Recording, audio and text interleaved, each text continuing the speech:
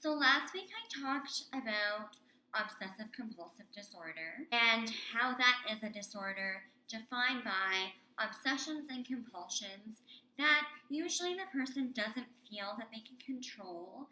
I want to identify another type of obsessive compulsive disorder, but this is obsessive compulsive personality disorder because I don't want people to be confused about the difference between the two, and I thought it would be a good time to kind of do both in a series rather than to kind of do this one in a later time.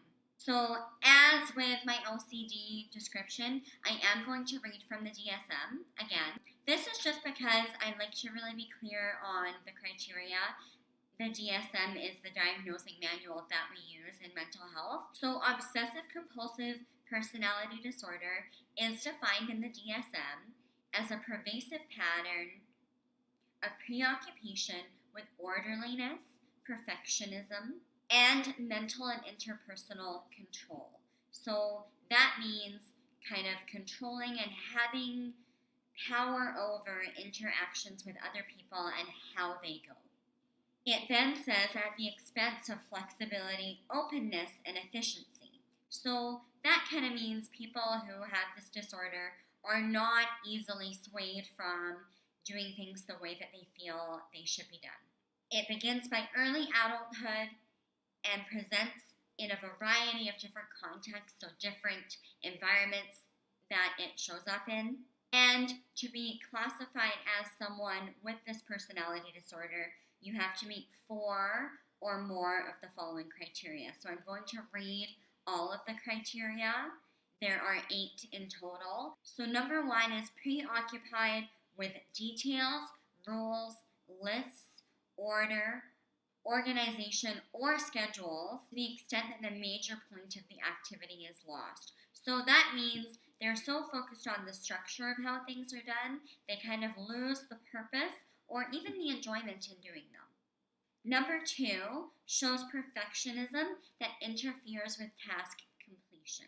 This could mean like if they start a project, they wouldn't be able to finish it because their standards are so high that they can never be met, or that they spend so much time worrying about their standards being met that they actually don't produce the initial goal that they started out with. Number 3 is that they're excessively devoted to work and productivity to the exclusion of leisure activities and friendships. Now, this doesn't mean people who work because they economically have to make a certain amount of money to live.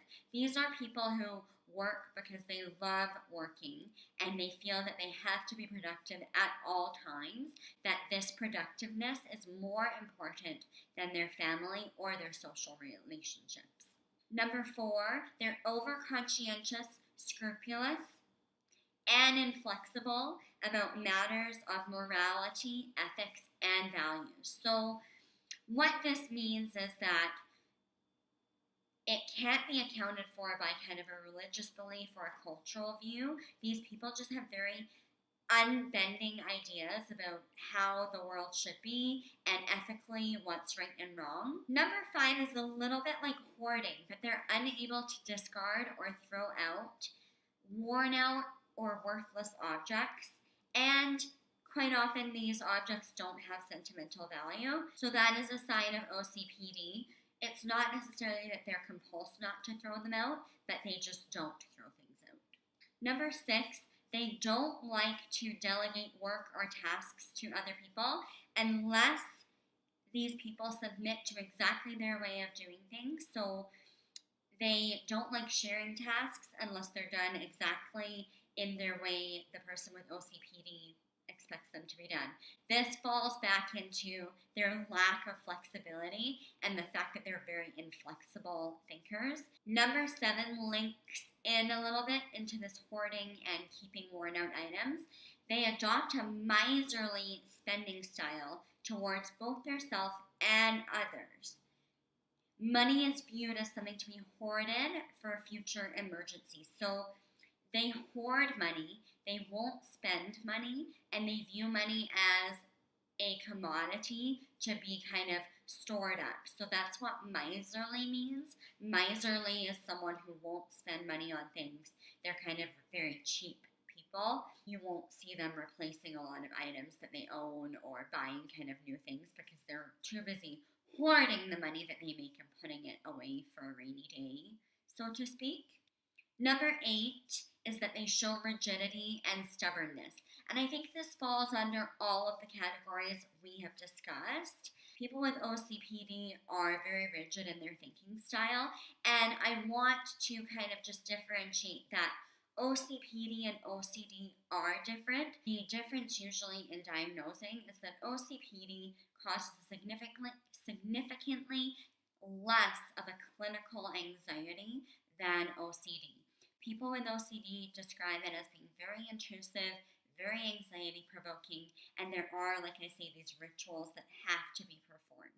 There is a certain lack of control with OCD, whereas people with OCPD actually enjoy and kind of get a kick out of their OCPD. They do these behaviors because they make them feel good and they make them feel in control. And another difference between OCD and OCPD is that there isn't necessarily an obsession with cleanliness or with certain rituals that comes with OCD.